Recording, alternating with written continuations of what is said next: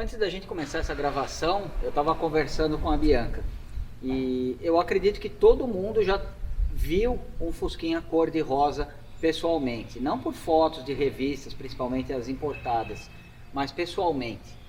E eu arrisco a dizer que era muito diferente desse daqui.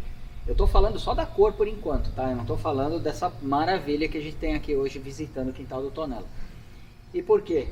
Porque normalmente, quando a gente vê um Fusca rosa, a impressão que dá é que misturaram um guache azul com um guache vermelho e um pouco de guache branco, tá? E acabou ficando uma cor que você quase consegue perceber vermelho, quase que você consegue perceber azul e a maior parte do branco ali, tudo misturado, tá? E eu tenho certeza absoluta, quem pediu para fazer esse tipo de serviço, aquele tipo de pintura que normalmente a gente vê, imaginava essa tonalidade, imaginava essa cor e mais do que isso, imaginava esse acabamento aqui.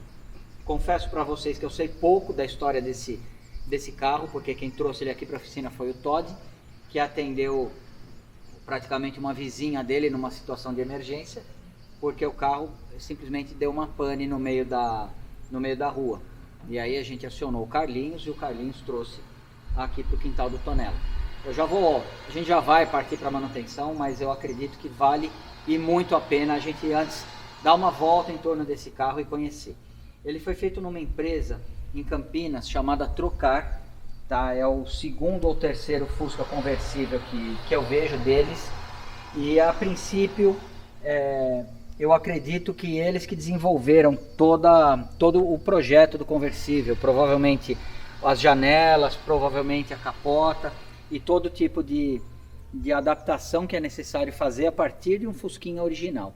Lembrando que saíram alguns Fuscas conversíveis na Alemanha, mas aqui no Brasil tudo que a gente vê, ou tudo que a gente sempre viu, foram empresas que fizeram modificações, algumas mais singelas, outras melhores, como essa que a gente tá vendo aqui, que francamente eu acredito que é uma das melhores, se não a melhor que eu já vi, pelo menos até a data de hoje. Provavelmente o projeto inteiro foi feito nessa empresa. Aqui a gente tem uma capa do banco, tá? Porque é um Fusquinha bem exclusivo. O banco do passageiro a gente consegue perceber como é o padrão original do estofamento.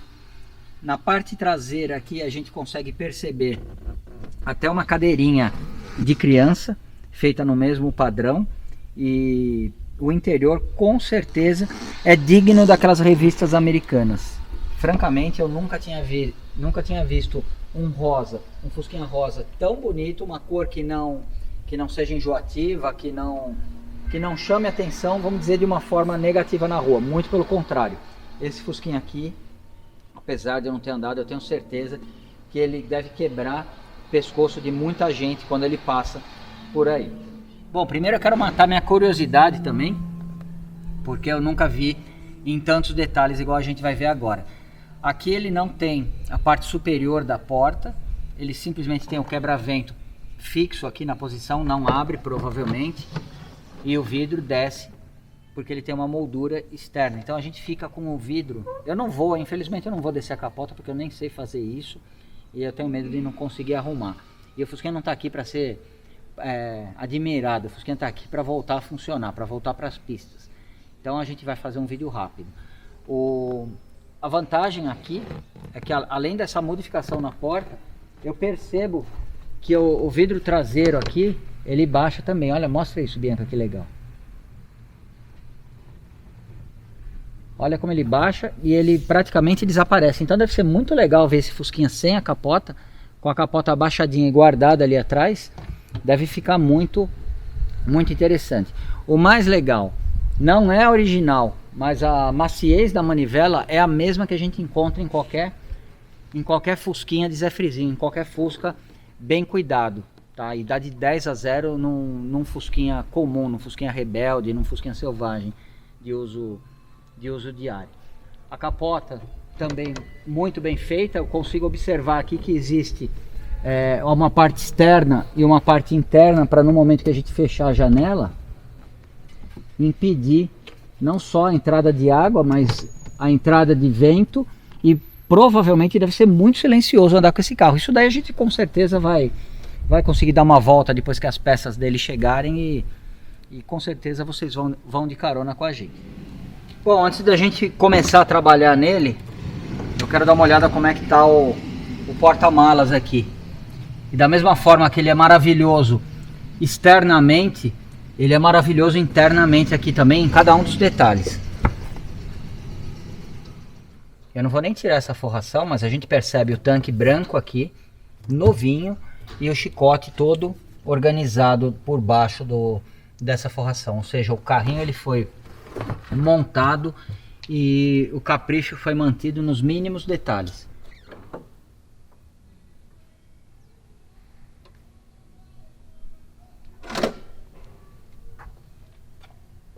Bom, o filtro de ar ele está guardado ali na frente do banco do passageiro. O motor também recebeu o mesmo cuidado estético que o porta-malas, que a carroceria externamente, mas é visual o motivo pelo qual ele visitou a nossa oficina de uma forma inesperada, tá? A Bianca está mostrando as peças que comprometem o funcionamento dele. Ela mesmo já está até aproximando a câmera porque ela já sabe aonde está o problema, mas se ela não soubesse, ela também já ia olhar feio para essa bobina. Pois é, a história desse Fusquinha é a seguinte: num sábado à tarde, logo depois do almoço, o Todd apareceu aqui numa emergência com o Carlinhos porque tinha quebrado o cabo da embreagem desse Fusquinha. E a gente fez o serviço de forma emergencial porque a oficina estava lotada, não tinha espaço. Então a gente ficou sábado até um pouquinho mais tarde. Eu consegui fazer troca do cabo do acelerador, da embreagem, uma revisão na pedaleira. Tanto que a Bianca provavelmente conseguiu postar algumas fotos no Instagram, mas a gente não filmou nada do Fusquinha. E aí o Fusquinha ficou de voltar aqui para manutenção que a gente vai fazer hoje. Quer dizer, talvez até um pouco menos do que a gente iria fazer hoje. E incrivelmente, como esse não é o único carro da dona, a próxima ocasião que ela foi sair, que foi a semana passada com o carro, ela andou uns 5, 6 quilômetros, o carro começou a perder força, falhar, morria, ela dava partida, o carro funcionava, na hora que ia sair a impressão que dava é que acabava a gasolina. Todo sintoma relacionado à fuga de corrente, à falha de ignição. Então, mais uma vez ele teve que vir aqui transportado pelo Carlinhos, e a gente já encomendou algumas peças, como distribuidor, hot spark, uma bobina azul, para deixar esse carro com a parte elétrica confiável, para que a mecânica ela seja tão perfeita quanto é a parte estética dele. Então, infelizmente a gente não vai conseguir dar uma volta nele agora, mas não é só a bobina que a gente vai fazer. Como 90% dos Fusquinhas que vêm visitar a nossa oficina, a gente faz uma regulagem básica que envolve carburação, ignição e válvulas, não nessa ordem, mas na ordem inversa. Primeiro válvulas, depois ignição e por último carburação. Como as peças da ignição ainda não chegaram, eu não vou seguir essa sequência. Eu vou fazer tudo o que eu puder para adiantar o serviço. Assim, quando a parte de ignição chegar, a gente está praticamente na reta final dos serviços. Além disso, linha de combustível vai ser trocada e a gente está com outro probleminha aí relativamente grave, na minha opinião. E ele está bem aqui, ó. Um curso excessivo no pedal do freio e ao mesmo tempo ele não tem aquela progressão que a gente gostaria de encontrar num pedal de freio. Eu não andei com o carro, só manobrei, tirei ele agora há pouco da oficina para a gente poder fazer essas imagens, mas eu imagino que se a gente pegar uma velocidade com ele, o freio deve estar péssimo, não sei nem se está puxando para um lado ou para o outro. Então eu acho que é um bom momento para a gente começar a trabalhar nesse Fusquinha, parar de sonhar com essa maravilha e realmente colocar a mecânica dele em dia. Então a gente vai começar hoje pela parte do freio.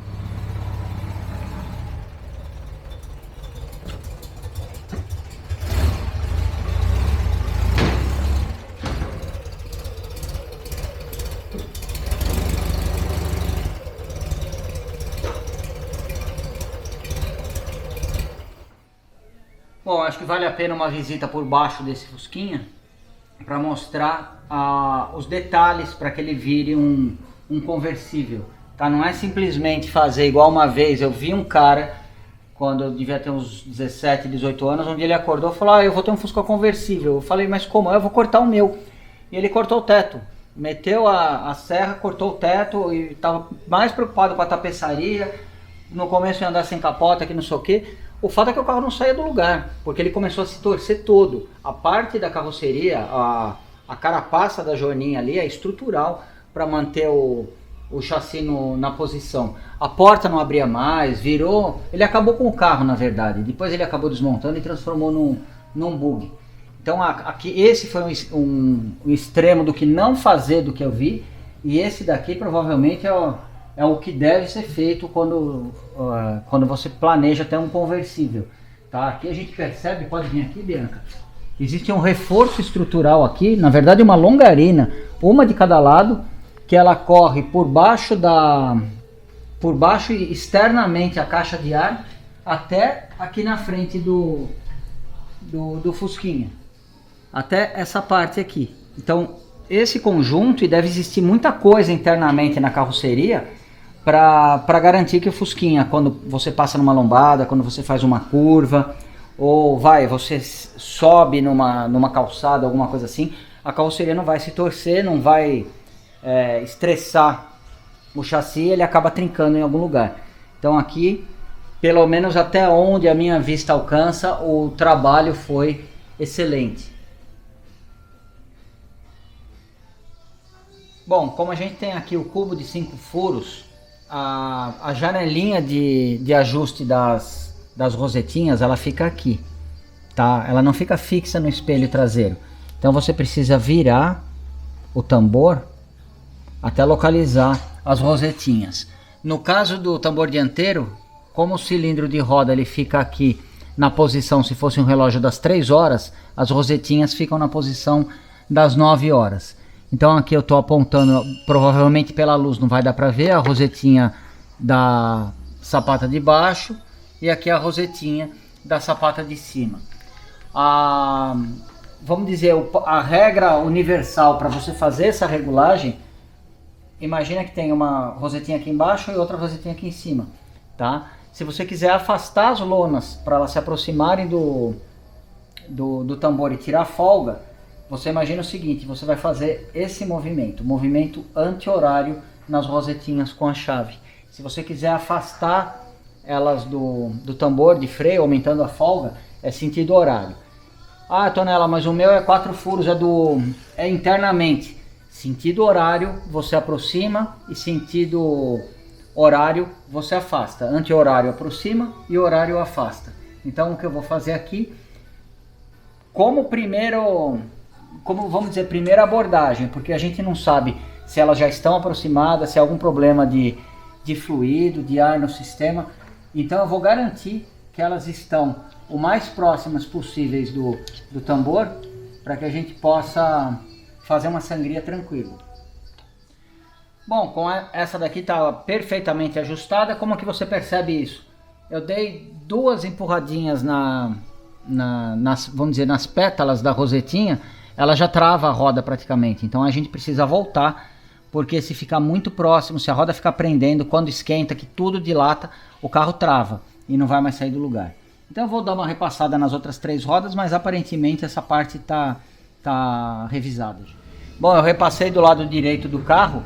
A dianteira estava com um pouco mais de folga do que a desse lado aqui, e a traseira não. E agora só falta a gente fazer a regulagem desse lado aqui. Para isso, essa janelinha aqui é onde a gente vai colocar na posição das rosetinhas. Por quê? Aqui em cima fica o cilindro da roda. Então aqui embaixo é onde a gente vai conseguir fazer as regulagens.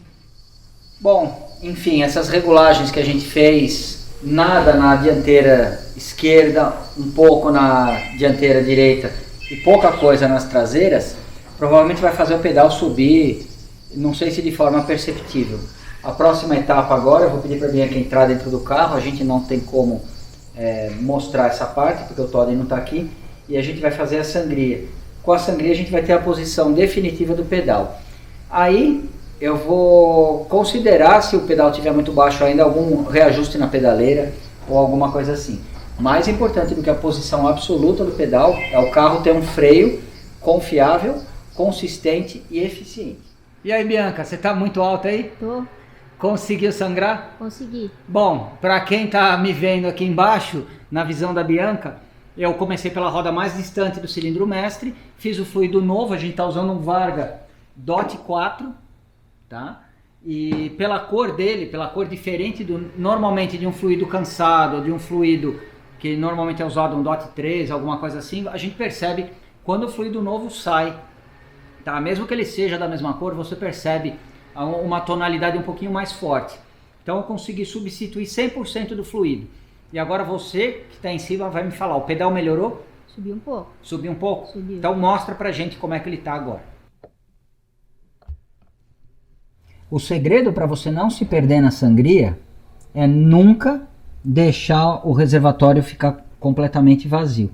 É normal quando você vai sangrar, principalmente a roda traseira direita, que você está o mais longe possível do cilindro mestre, por consequência do reservatório, que o nível baixe bastante aqui até que saia o fluido novo. Então, na verdade, naquela roda é onde você vai deslocar o fluido antigo, que está na linha, deslocar, vamos dizer, esse fluido que está no reservatório para a linha do freio traseiro, pelo cano mestre. Aí você faz o seguinte, você completa ele de novo, igual a gente acabou de fazer aqui, apesar de eu já ter acabado o procedimento. Você completa de novo e aí você sangra para que este fluido novo que você acabou de colocar, ele saia naquela roda. Ele saindo naquela roda, o cano mestre está cheio de fluido novo até a roda direita. Aí a roda esquerda é facinho de você preencher ou substituir o fluido, porque ele já está no cano mestre. E a dianteira, pela distância mínima que a gente tem aqui do cilindro mestre para as duas rodas, em particular a esquerda, que é a mais próxima do cilindro, o consumo do fluido é bem baixo. Então, o momento que você tem que ficar mais atento é efetivamente quando você está fazendo a sangria da traseira, que você vai aproveitar e trocar o óleo do cano mestre. Eu já finalizei, como a Bianca falou que o pedal subiu um pouquinho, eu ainda não vi, nem vou entrar no carro por enquanto, porque o carro todo Hello Kitty por dentro, não quero ficar correndo risco nenhum de sujar. Eu sou uma pessoa limpinha, mas eu não quero de repente encostar alguma sujeirinha, alguma marca que eu possa ter de graxa que eu não tenha percebido, porque aí com certeza eu vou ficar bem chateado. O passo final é a gente completar, nunca até a boca do reservatório, sempre deixar um pouco para baixo assim, pelo motivo que eu já tinha comentado anteriormente. Todo o sistema dilata quando aquece e a dilatação faz o fluido voltar um pouco para cá. Então se você colocar até o pescocinho aqui do reservatório, com certeza a próxima vez que você abrir aquilo você vai ter uma tristeza, um escorrido de fluido tenebroso aqui, judiando dessa pintura maravilhosa. Aproveitando que esse Fusquinha já está no elevador, o que a gente vai fazer agora? Engraxar a suspensão. E normalmente esse procedimento é imprevisível. Às vezes a gente dá duas bombeadas, a gente já percebe uma graxa de relativa qualidade saindo dos tubos. Cada barulho desse que eu faço é uma bombeada na bomba de graxa, tá? Mas na maioria das vezes é exatamente isso que acontece. A gente precisa bombear muito para aparecer alguma graxa. Por algum motivo, os quadros de suspensões, eles são... O pessoal esquece de engraxar corretamente. E aqui é a mesma coisa que o fluido de freio. O que começou a sair era o resto de graxa que tinha. Tá? Agora, essa que eu passei o dedo, ela já está começando a misturar com a azul, que é a graxa que a gente usa. Então eu vou bombear até sair graxa azul ali e garantir que a suspensão está não somente engraxada, mas sem uma graxa misturada com água. Não é o caso desse Fusquinha, que ele não deve andar na chuva de jeito nenhum. Mas normalmente, se você pegar um alagamento, uma semana chuvosa, alguma coisa assim, a graxa aqui acaba recebendo muita umidade e ela acaba se degradando. Por isso que é interessante, no momento do engraxamento, ó, aqui eu já estou com a graxa azul praticamente pura, tá? Sem restos dessa marrom aqui que acabou escapando pelo meio das lâminas do feixe. Então eu vou fazer isso daí tanto no tubo de baixo como no tubo de cima, trocando a graxa e preenchendo com uma graxa nova. E a mesma coisa aqui na manga, que como esse daqui é de pino, ele também precisa ser engraxado. 100% do fluido de freio trocado, freio já revisado, e o quadro da suspensão dianteira completamente engraxado. Eu gostaria de poder dizer que a gente trocou a graxa velha pela nova, mas a única situação de sair graxa foi realmente daquele lado onde a Bianca mostrou. Esse daqui estava completamente seco. No momento que a graxa saiu, já era a nossa graxa azul. Então acredito que isso daqui vai dar uma boa diferença no conforto desse maravilhoso fusquinha da Hello Kitty. Muito obrigado por ver os nossos vídeos. A partir da semana que vem a gente começa com a revisão na parte mecânica. Até lá!